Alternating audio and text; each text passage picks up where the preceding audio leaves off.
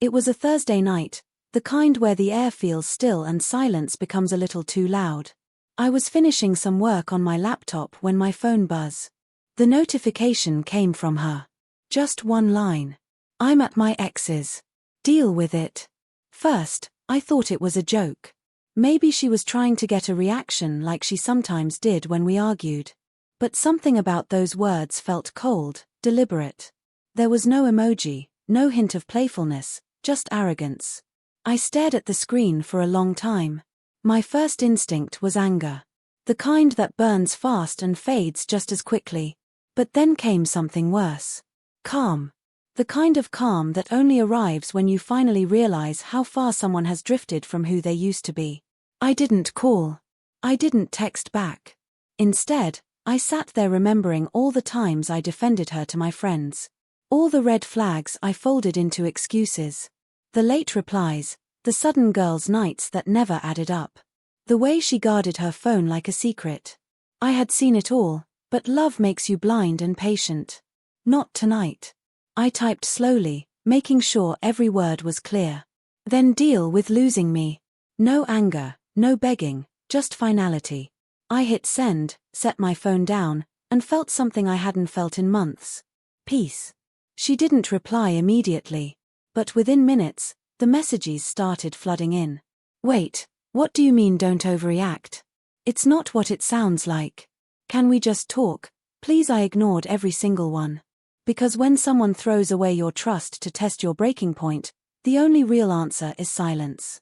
An hour later, she called 5 times, then 10. I let it ring. She even texted, "I'm coming over." But I'd already made up my mind. If she could be bold enough to disrespect me, she could be brave enough to face life without me. That night, for the first time, I didn't lose sleep over her absence.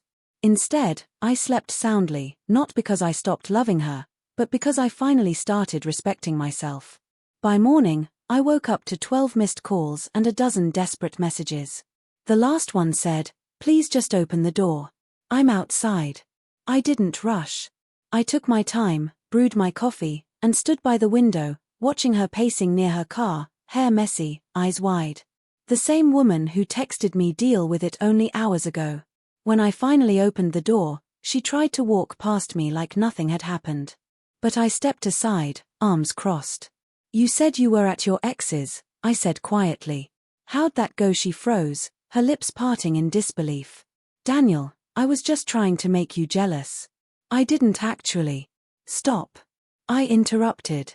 "You wanted to hurt me and you did. Congratulations." Her voice cracked. "I didn't think you'd actually leave. I thought you'd fight for me like you always do." That line hit me harder than I expected because she was right. I used to fight for her. Every argument, every misunderstanding, every cold night, I'd be the one trying to fix things.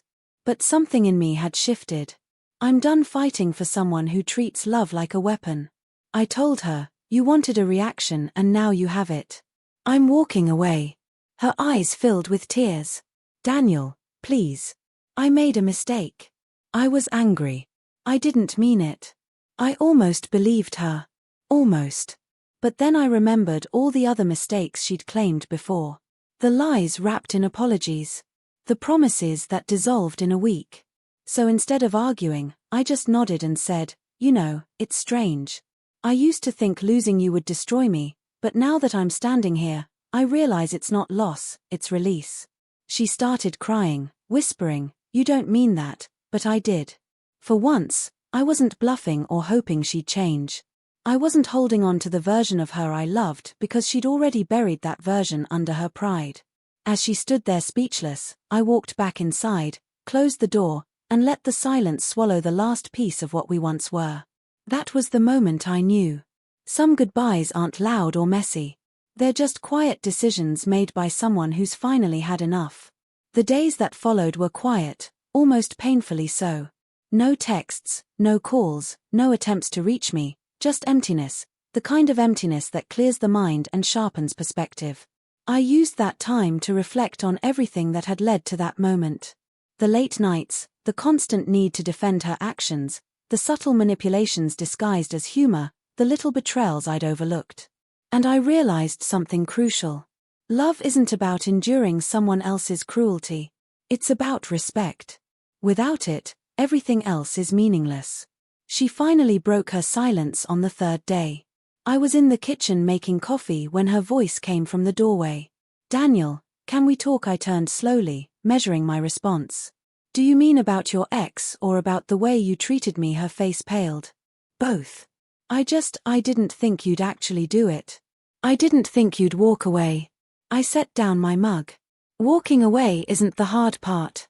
The hard part was realizing I had been invisible to you for months and that you never noticed until it was too late. Her lower lip trembled. I messed up. I know that now. Please let me make it right." I shook my head. "You can't fix respect with apologies. You can't replace lost trust with promises.